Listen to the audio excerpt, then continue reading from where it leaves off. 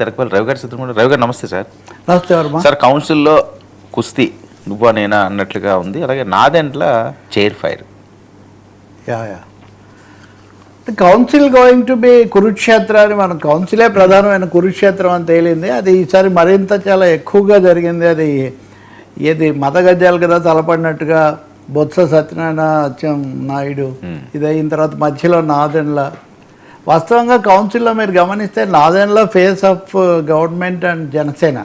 Though Nagababu is there, Nagababu is mostly silent. యాక్చువల్గా ఆయన chairman పదవి మధ్యలో ఒకసారి వచ్చి కనపడ్డారు. కానీ సో నాదెండ్ల మనవారు కూడా ఈరోజు సీన్లో ఆయన మీద చైర్మన్ రాజు గారు తర్వాత బొత్స అందరు కూడా మాట్లాడారు. ఈరోజు ఏం జరుగుతుంది, ఈరోజు రేపు సభ ఎలాగో లాస్ట్ రేపు వాయిదా పడిందంటే ఇంక అయిపోతుంది.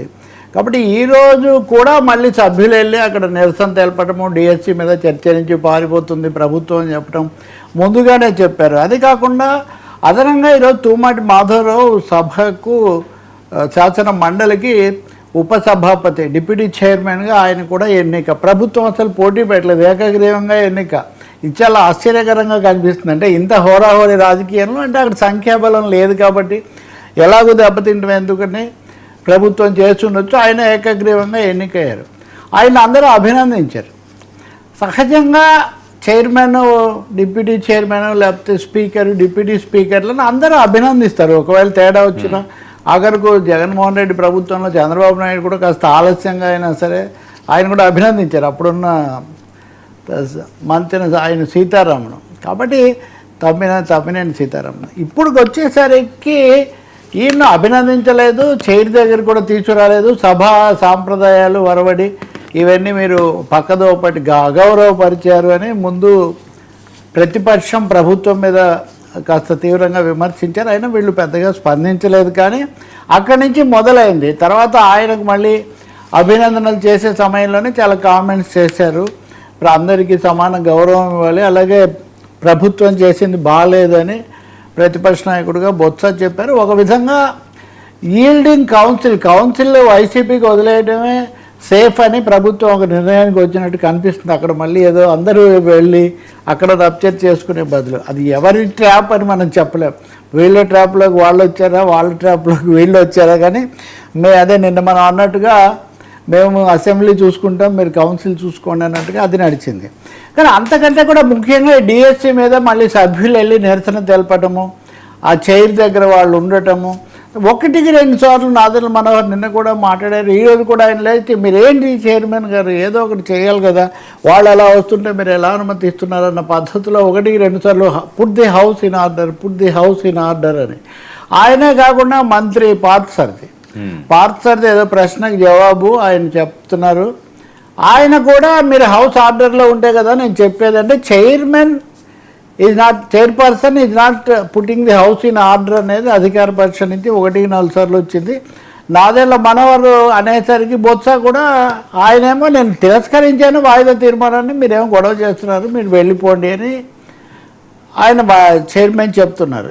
ఈ సమయంలో నాదెండ్ల 1-2 సార్లు అనేసరికి బొత్స ఏమో మీరు పదే ఇలా అంటే బాగాలేదని ఆయన అయితే, చైర్మన్ కూడా మనోహర్ మీరు మంత్రి, మీరు స్పీకర్ కూడా చేశారు, మీరు పదే ఎందుకు చెప్తున్నారు, మీరు ఏం ఆశిస్తున్నారు నా దగ్గర నుంచి అని ఆయన ఎదురుదాడి చేశారు. ఆల్మోస్ట్ చైర్మన్ కానీ స్పీకర్ కానీ సభ్యుల మీద పడరు. కానీ ఆయన ఈరోజు ఇంకా 2-3 రోజులు చూసిన తర్వాత ఇక సభ కూడా అయిపోతుంది కాబట్టి మీరు ఏంటి ఆశిస్తున్నారు అంటే, కాదు మీరు చేయాల్సింది చేయండి, నేనేం చేయాలి నేను చెప్తున్నాను. మామూలుగా ఏం చేస్తారు, ఇక్కడే సీక్రెట్ ఉంది. మామూలుగా ఏం చేస్తారు, ఎంతసేపటికి వినకపోతే వాళ్ళని సస్పెండ్ చేస్తూ తీర్మానం మూవ్ చేయాలి. సో ఇప్పుడు చైర్మన్ నాదెండ్లను లేదా ప్రభుత్వాన్ని ఛాలెంజ్ చేస్తున్నాడు, మీరు చేయాల్సింది మీరు చేయండి, మీరు వాళ్ళని సస్పెండ్ చేస్తున్నట్టుగా కానీ ఆ మాట ఆయన అనట్లేదు. కానీ మీరు సస్పెండ్ చేయండి అని ఈ సీనియర్ మంత్రులేమో చైర్మన్ అడుగుతున్నారు, దాదాపు సూచిస్తున్నారు. ఆయనేమో మీరు నా మీద పడతారు ఎందుకు, మీరు చేయాల్సింది మీరు చేయరు అని. వాళ్ళకు ఒక విషయం తెలుసు, బిల్లు తెచ్చే ఓడిపోతుంది, ఎందుకంటే సభలో మెజార్టీ లేదు కాబట్టి.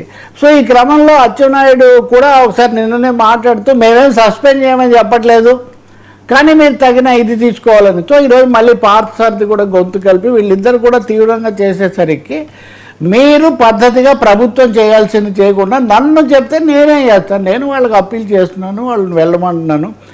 గతంలో కూడా సభలో ఇలాంటివి జరిగాయి, నిజంగా కూడా చాలా తీవ్రంగా చించేసినవి ఇట్లాంటివి అవి ఉన్నాయి కదా అని చెప్పి ఆయన ఛాలెంజ్ చేశారు. అప్పుడు మనవారు మళ్ళీ లేచి ఆయన రూల్ నెంబర్ 59 అది కూడా చదివి ఒకసారి తిరస్కరించిన తర్వాత ఇలా రాకూడదు, వస్తే ఏం చేయాలి, చర్య తీసుకోవాలన్నట్టుగా మాట్లాడారు.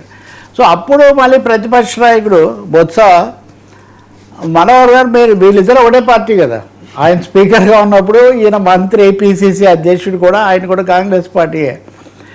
మీరు సభలో ఉన్నప్పుడు జరిగిన లాంటి సన్నివేశాలు ఇక్కడ జరగాలని నేను కోరుకోవట్లేదు, అది బొత్స వాడిన మాట. అంటే అప్పుడు మనకు తెలుసు రాష్ట్ర విభజన చివరి దశ, దాదాపు బల్లలు ఎక్కడము, ఒకరి మీద ఒకరు విసిరేసుకోవటము, చివరకు చాలా తీవ్రమైన రణరంగంలాగే జరిగింది ఆ చివరి 6 నెలల పాటు. అప్పుడు స్పీకర్ ఎవరు, అప్పుడు నాదెళ్ల మనోహర్. అంటే మీరున్నప్పుడు జరిగినది అట్లా జరగాలని నేను కోరుకోవట్లేదు అని అనడం అంటే పరోక్షంగా ఇప్పుడు వచ్చి చెప్తున్నారు, కానీ అప్పుడు మీరు ఏం చేశారు అన్న పద్ధతిలో. ఇవన్నీ కూడా అక్కడున్న రాజకీయ వాస్తవాన్ని చూపిస్తున్నాయి. కౌన్సిల్ను ఇంకా మనకు అనవసరం అని చెప్పి ప్రభుత్వం ఒక విధంగా చేతులు ఎత్తేసింది అనొచ్చు. నిన్న లోకేష్ ఉన్నారు, కాస్త ఏదో లాంఛనంగా ఒక ప్రకటన చేసి వెళ్ళిపోయారు తప్ప ఆయన ఈరోజు ముఖ్యంగా రాలేదు. మొదటి రోజు వీళ్ళిద్దరు తిట్టుకున్నారు.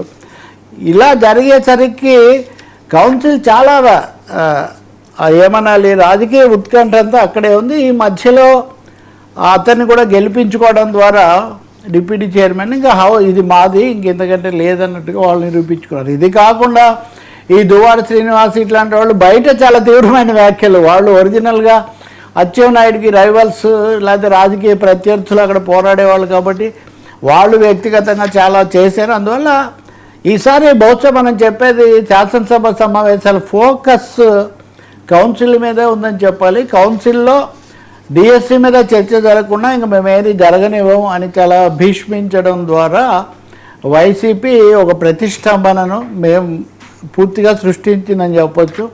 ఏపీపీఎస్సీ మీద దానికి అప్పుడు చైర్మన్గా ఉన్న ఆయన పిఎస్ఆర్ ఆంజనేయులు ఐపీఎస్ ఆఫీసర్, ఆయన మీద పెట్టారు కదా. అవన్నీ కూడా ఇప్పుడు నిన్న ఉదాహరణకు ఏబి వెంకటేశ్వరరావు బయట మాట్లాడుతూ ఇవన్నీ తెలిసే చేశారు, కావాలని చేశారని కూడా ఆయన తీవ్రంగా మాట్లాడారు.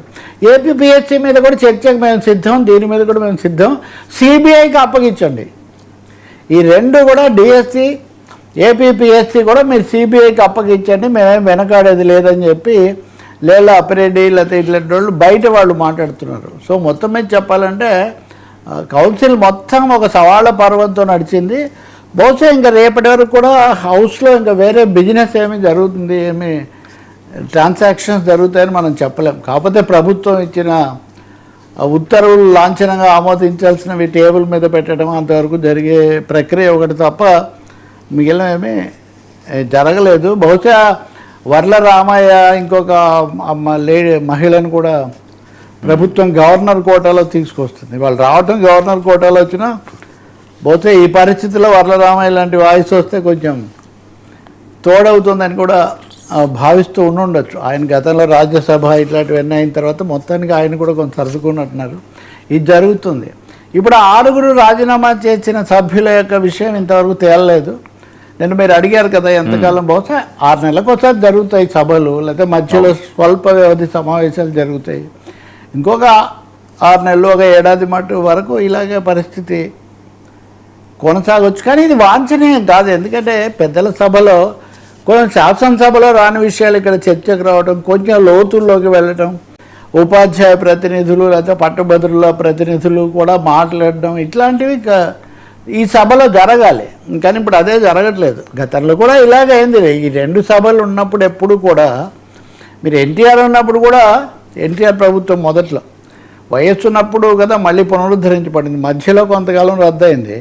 అప్పుడు రోసయ్య కౌన్సిల్లో ఉండేవాళ్ళు, రోసయ్య లాంటి వాళ్ళు చాలామంది, రోసయ్య కానీ జూపూడి కానీ మోటూరు హనుమంతరావు గారు లాంటి వాళ్ళు చాలామంది, దిగ్గజాల లాంటి వాళ్ళు, అలాగే ఉపాధ్యాయ నాయకులు కూడా బలమైన సీనియర్లు ఉండేవాళ్ళు. సో కౌన్సిల్ చెక్ పాయింట్గా ఉండేది. ఇక్కడేమో పొలిటికల్ వార్ జోన్గా మారింది. చెక్ పాయింట్ కాస్త ఒక వార్ జోన్గా కౌన్సిల్ మారడం అనేది ఇక్కడ మనం గమనిస్తాం. వాస్తవానికి బొత్స కూడా అసెంబ్లీకి ఓడిపోయిన తర్వాత కౌన్సిల్కి నామినేట్ చేయబడిన వ్యక్తి కదా. సో బొత్సాను ఎందుకైతే తెచ్చారో ఆ లక్ష్యం కొంతవరకు నెరవేరినట్టుగా ఆయన మల్లగుల్లలో ఏం పడినప్పటికీ అంతవరకు జరిగినట్టు కనిపిస్తుంది. ఒక దశలో గతసారి అయితే ఆయన తీవ్రమైన ఒత్తిడికి గురయ్యి ఆరోగ్యమైన ఆసుపత్రిలో కూడా చేరినంత పరిస్థితి కూడా మనం గమనించాం.